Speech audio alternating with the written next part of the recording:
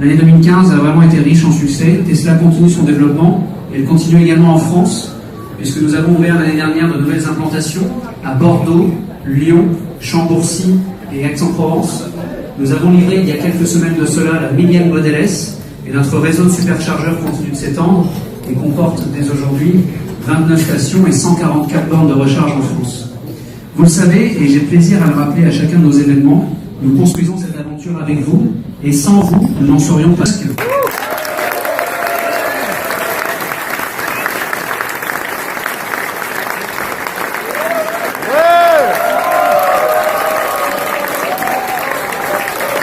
Welcome to France! Wow! Welcome to France!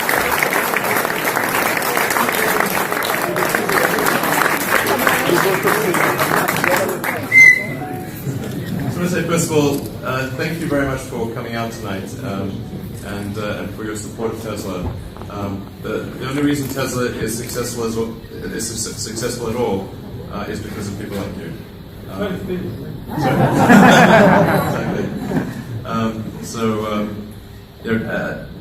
Tesla gets a lot of attention in the press and everything, but as you guys know, we're a small company. We made 50,000 cars last year. That's 0.5% as many cars as, say, Toyota, General Motors, or VW.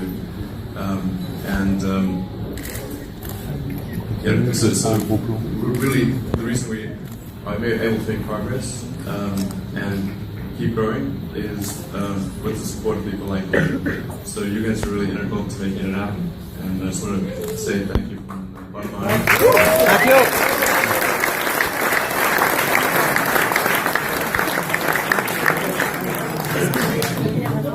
Isn't working. Is my mic up again? That's better.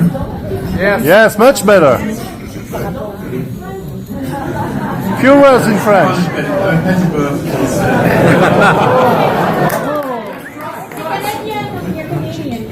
Well, in high school, I've always been a big fan of France, actually. Because it's great. But in high school, you had to pick a foreign language. In South Africa, where I was growing up, and my choice was French. Yeah. So high school French, which comes back to me slowly. But it's usually being able to say things like "mon crayon est jaune," "mon père que ça parle Spanish." That kind of thing. True, I do. Actually, Paris was the first place I ever visited outside of South Africa. My father brought me here when I was 6 years old. So I've loved Paris for a long time. This is probably my 50th trip. And, so it's been a while. Like I said, thanks for all your support. I can give you sort of a general update on the company and kind of where things are headed, and then I'd love to just get into a dialogue, just back and forth. Hit me with questions, whatever questions you have in your mind, and I'll try to answer them to the best of my ability without hopefully creating some silly news headline. That's having quite a lot. So where we are right now. Microphone. Okay. So we've got the Model S in production at about 1,000 units a week, and we're trying to ramp up the Model X to roughly a comparable number of 1,000 units a week, and hopefully we should be at that production level around close to maybe sometime in Q2 of this year. So for those of you who have a Model X on order, I'm expecting you may be wondering, where's my car coming? I think it's probably this summer is the most likely outcome. So I think the Model X, the Model X is much better. Is this better? Yeah. Much better. Okay. Thank you. I'm not sure that anyone should have built or designed this car because it's so difficult to make. But I think for those of you who do get it, you're really going to love it. I think it's something special.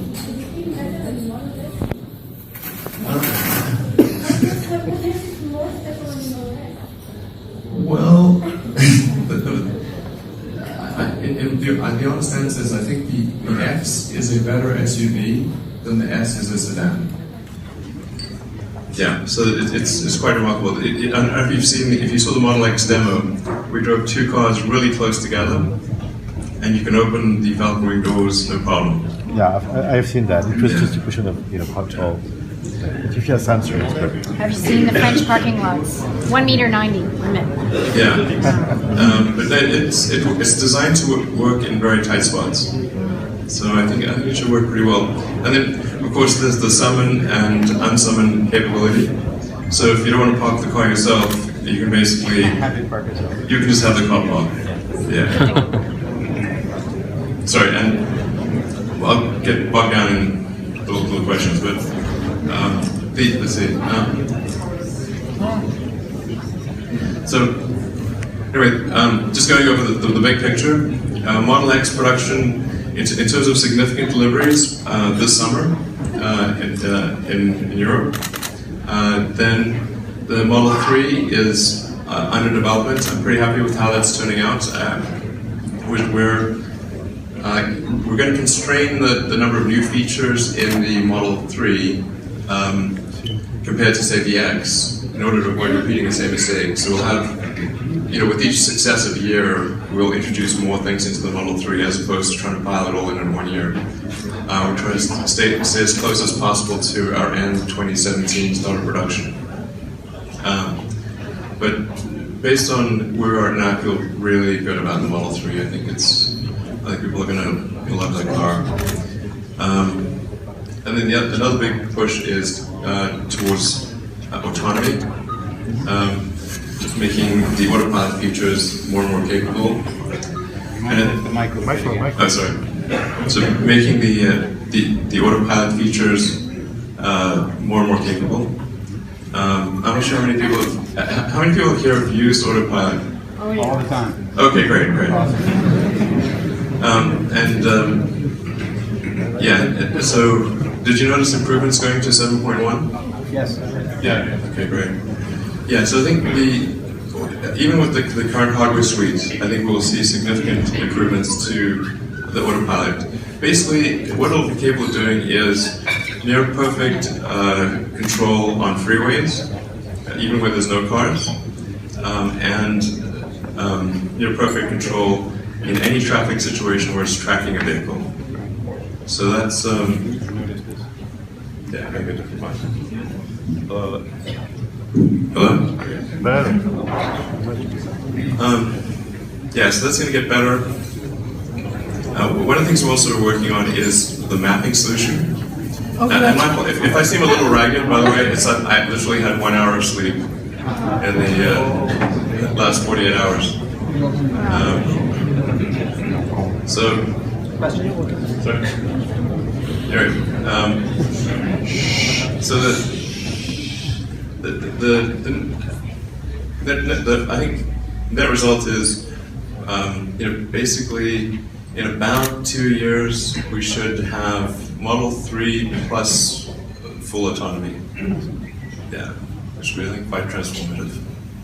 So 3 will have autopilot. What do you mean by all future tests? Yeah. It doesn't work so well in the countryside. The current autopilot does not work on windy roads in the countryside. White lines, really do. What do you mean by full autonomy? Yeah, full autonomy, yes. Without autopilot? No human intervention required. Okay. More than the Human ship. intervention optional. Parce qu'à Fontainebleau, c'est Probably 2 years, worst case 3 years. But that's a different. Regulatory approval is a separate track. But in terms of if it being technologically done, it's in the 2 to 3 year time frame. And then we've got the Tesla Powerwall and Powerpack. We have a lot of trials underway right now around the world. seeing very good results, and then we're expecting to come out with a version 2 of a version. You gotta keep it close. Okay. Feels like I'm ready. Feels like I'm gonna eat the mic. We'll be coming out with version 2 of the Powerwall probably around July, August this year, which will see a further step change in capabilities. Yeah, at a high level, that's kind of where things are. I'm happy to answer questions sort of in rapid fire succession. Questions, yeah. You allow me to jump in? Thank you very much for being here. Ça ne marche pas. Ça marche pas. Ça marche pas, ça marche pas. Thank you, Elon. We are really honored to have you there. We have honors from all across France, as you can see, and I'm sure most of them would like to ask you a few questions. I have team members in the room with some microphones, so I'm just going to call the team members with the microphones because you are lots of people tonight, so if we can start with Maeva, please, for the first question. And let me anticipate at least what one of the questions will be is, when will there be supercharger coverage completely around France? Yeah. No, that is slated for no later than June. So by June of this year, you should be able to travel anywhere in France, anywhere within France, and really almost anywhere in Western Europe using the Tesla supercharger network. Great, thank you.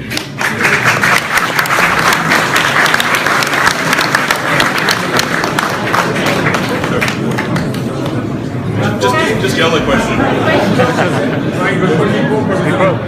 Say it out loud. Maeva, avec le micro, s'il vous plaît. Ici, Olivier. Demande la question, hein. Vous allez rater la place pour Maïva. Pardon me? The Island of Napoleon. The Island of Napoleon. Corse. Yeah. When? Sorry, Napoleon. Small island. Yeah. Next time. No idea on that. Next time. Yeah. So it's over there. Please go ahead, Maeva. Mr. Abibel. So, I let you know. Good evening. First of all, thanks for having us and for sharing your vision. My question is about mirroring of smartphone in the car. You talked about that a while ago, and then you talked about it again a few days ago. Yes. So could you elaborate a bit on your vision on that, and when can we expect to have it? So, I think sometime later this year, like maybe middle of this year, is when I would. So when can we have forward mirroring on the screen? I think around the middle of this year. It's harder than it seems. Like the interfaces to the iPhone and Android are not as good as we'd like. They can project a screen, but they're not so good at projecting a touch interface as well. So you'll be able to see it, but not touch it. But I do think that's the logical way to go, because otherwise, to expect an app developer community to develop for a few 100,000 customers is when there's hundreds of millions on iPhone and Android is unlikely, just not going to happen. It's going to be okay. Yeah, I do think that the honest answer is that the dramatic drop in oil prices will have some negative effect on electric vehicle sales of all types. I think it'll have the smallest effect on Tesla because we have, I think, a highly differentiated product. Whereas what, say, Nissan and Chevy do is they have an electric product that's pretty hard to tell the difference between the electric and the gasoline or petrol product. So if the economics don't favor the electric in that case, and there's no product differentiation, they're unlikely to buy the electric. When will we see pictures of Model 3? The first pictures of Model 3 will be end of March. Yeah, but I'm being a little coy here. We're not going to show everything about Model 3 until a lot closer to production time. Can you give us some details? No. Elon, I got three questions. So welcome in France. We got a saying in France, impossible is not French. So 3 impossible questions to you. Sure. First question, when the supercharger will be accessible to every car manufacturer? Will you open the access of supercharger to other car manufacturers? First question. Second question, everybody in France knows Gilbert Passin and Jérôme Guillen. We are very proud of them. Very proud of Sexton. What will be the key factor for you to create an R&D and design center in France? And why not a factory such as Fremont in France? So 3 impossible questions. Sorry, unfortunately I was adjusting my mic, so I missed the second. Just say that again. First, supercharger open to every manufacturer. So supercharger open to everyone. This is something that we've stated publicly. The goal of the Tesla supercharger system is definitely not to create some special walled garden or to have a sort of a competitive edge against other companies. The philosophy of Tesla I think, is very consistent. We want to do anything we can to help the advent of sustainable transport. So our network is open to any other manufacturers that want to use it. Okay. Yeah. And we will be adding the European standard plug as well. So they don't have to have a Tesla adapter. So we'll have a mixture of Tesla adapters and the EU standard plug. I don't love the plug, honestly. I went to the EU commissioner myself and said, this plug is enormous and does not look good. Not change that. So the 2 questions, or French question, is what will be, or convince you what the key factors of the policy of Tesla Motors to create a second R&D and design center here in France, because we have very good engineer. And second, we got a huge factory north of Paris, in the center of the Europe. Why not produce car in France? I've heard you want to produce car in Germany, Holland. What are the problems in your mind about France? Why not producing in France? Sure. So let me just speak in general terms, because let me tell you what happens is, I engage in sort of. Why not put a factory in France? Yes. Okay. Well, right now we only have 1 factory. So yes. Then the question is, where do we put our next factories for expansion? The logical thing to do, this is. I don't think any new information that I'm saying. There'll probably still be some newspaper headline about it. The obvious thing to do is to establish a factory in China and a factory in Europe. Now we have a sort of smallish factory in the Netherlands, but to do large-scale manufacturing, like on the order of 1 million units a year type of factory, we'll need a much bigger area of land, access to a large employee base, and I don't know, try to make as many countries in Europe happy as possible. So this is idle speculation, but it's well, maybe we could put a factory on in Alsace, and it's half in Germany and half in France or something like that. This is not a prediction. Thank you very much. It's just sort of spitballing here. So, but the bottom line is, it makes total sense to there's an incredible talent pool of production expertise and engineering expertise and design expertise in Europe in automotive. Actually, I think it's a deeper and richer pool than in the United States. So why not? So we are going to do it. Thank you. Impossible is not French. Come to France. No, we're definitely going to have both engineering and production in Europe long term. It's just a question of when. So and how? Yeah, how and the details and whatnot. But I think it's a natural thing. It's crazy to make tons of cars in California and ship them all the way over to Europe. It's You have the space over there. Okay, yeah. Thank Question you. Upside. Thank you very much. To improve the charging time, to show them the charging time? So charging time is limited by a number of variables. there's the cell chemistry, there's the internal wiring of the car, and then there's the actual power output of the supercharger. So when the first superchargers that we started out with were 90 kilowatt hour, then we went to 120 kilowatt hour, and now they're 135. I mean, I think we'll probably see them going towards maybe 180 to 200. But what tends to happen with battery chemistry is that you exponent. Micro. So it's like transmitting from the bottom. Is that better? Okay. German microphone. Volkswagen microphone. I should have just gone with the lapel mic.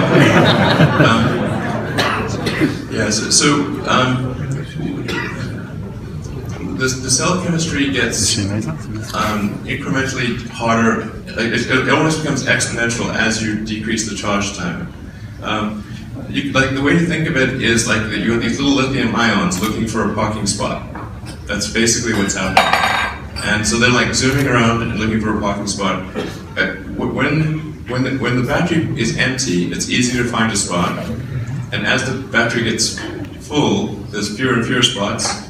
But if you keep jamming them in real hard, then they smash into each other and have accidents. Basically what happens. Like going from, say, a 20-minute charge time to a 15-minute charge time is actually a huge difference. So I think we'll really be aiming for charge times that are in the 15 to 20-minute time frame, but with enough range that you'd be driving for 4 hours or something like that before you need to stop for 15, 20 minutes. Which I think is like, you want, unless you're torturing yourself, you really want to get out of the car after 4 hours. Would it be possible to use the battery as a power wall? Sorry, the what? Do you think it would be possible to use the battery of the Model S as a power wall? Oh, yeah, so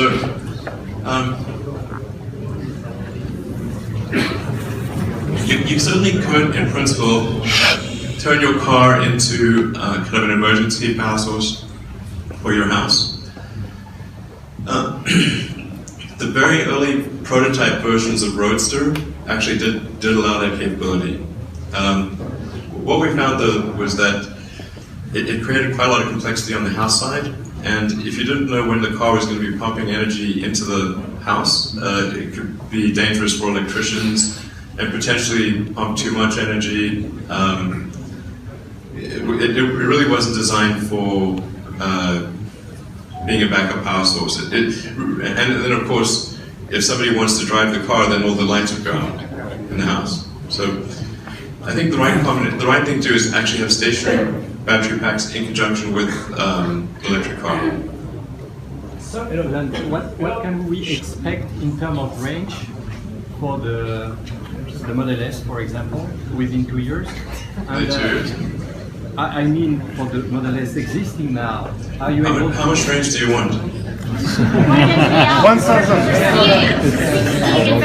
That's a serious question. How much range do you want? 700 kilometers. Yeah. 800 kilometers. Yeah.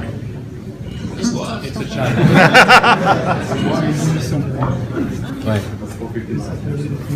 Optional battery pack. Paris to the Alps. Extra battery. Ready to play. Yeah, the challenge is like, as you have a bigger and bigger battery pack, then when you're not doing the long distance trip, you're hauling around all that mass for no reason. So we want to find a happy medium between what you really need for convenience of recharging and for doing long distance trips, but not have so much battery capacity that it's almost never used. But I mean, we've toyed around with certain ideas, like for example, having a trailer with an auxiliary battery pack, like a little camper trailer with an auxiliary battery pack. Rooftop? Something like that might work. I think just naturally expanding the Model S battery pack size, once you start getting up above 500 kilometers, 550, I mean, it's really do you need more than that? It's pretty unlikely. So you can expect to see steady increases in battery capacity over time. Did you think about putting a solar panel on the top of the roof in order to recharge the car better? Yeah, we thought about the solar panels on the roof. The actual area of the roof would really be quite a small amount.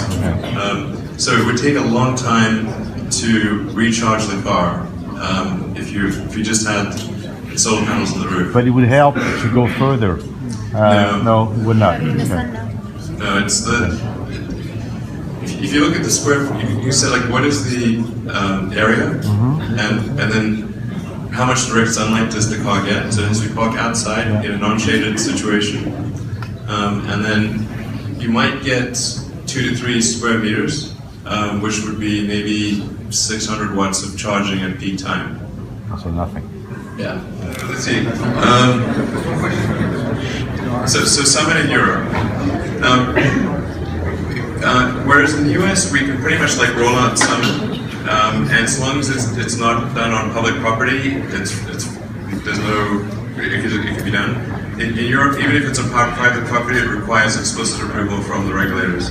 So we're working with RDW, which is the main regulatory agency we work with, to define the precise limitations of summon that they will find acceptable.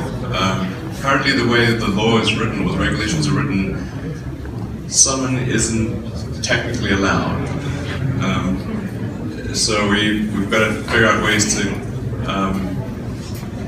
meet the intent of the regulations. So one way of saying, I think summon will roll out in about 2 or 3 weeks. But that time frame is not within our control. It's up to the regulators. I know you're a great interpreter, and we do appreciate that. We do appreciate the fact that you invite us here. It's amazing what you do. We are interpreters as well. We are with the guy here, and we work for a startup, and we are just fun about SpaceX. I'm sorry, and we would love you to invite us in your master control room. So if you can do that, you will be the greatest. Although you're All right. Well, anyone that's interested in seeing a rocket launch, it's actually pretty easy to see. You don't need to pay for it. Come to you. There will be a lot of rocket launches this year. Sorry? Yeah, hopefully. You don't need any permission from SpaceX or anything. Just look at the SpaceX website and head there whenever you want. The best place to look at it is on the causeways at Cape Canaveral.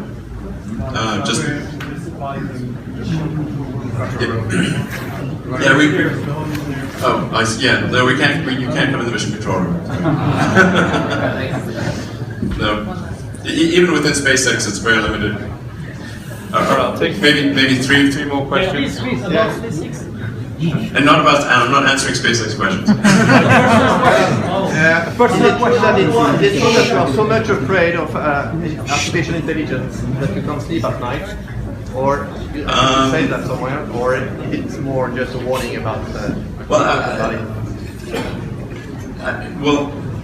I have had occasional sleepless nights worrying about artificial intelligence, but most of the time, if I have a sleepless night, it's because of work-related stress.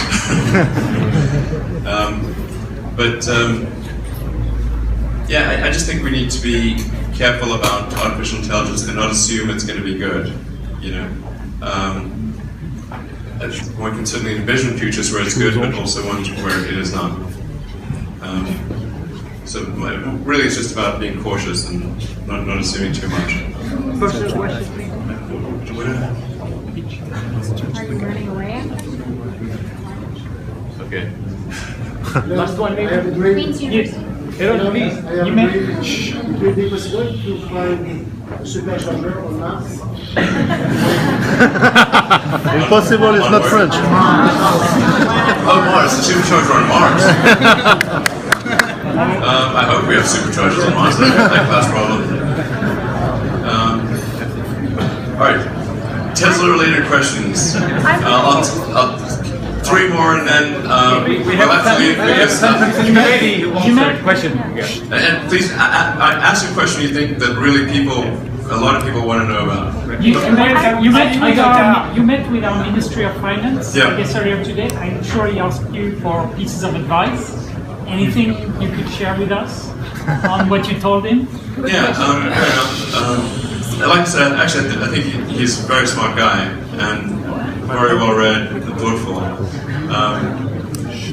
Like, I would say one of the best politicians I've met anywhere. Yeah, so this is for Macron, the finance minister. What did I have to say to the finance minister when I met with him today?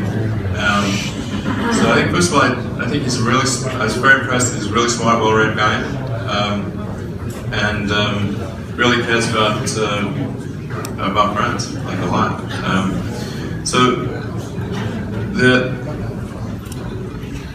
We talked about the fact that there's effectively every gasoline car is subsidized by the fact that it is not paying for the carbon dioxide and sulfur oxide and nitrous oxide pollution that it creates. So every gasoline car is effectively subsidized by the public good. So then one of the two things need to happen, because fundamentally the role of government is that of rulemaker, of regulator. They're the referee and they set the rules of the game. The best thing would be to put a tax on carbon, and everyone in the economics industry profession, I think, who's read about the subject would agree that a carbon tax is a sensible thing to do. Or if you can't get that, then to match the subsidy that gasoline cars get, match that on electric cars. Otherwise, it's a very uneven playing field. He seems to take that to heart, from what I can tell.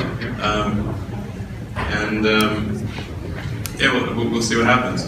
He was also very keen to understand where exactly Tesla might be placing a factory. Yes. And if there were any obstacles to establishing a factory in France, yeah.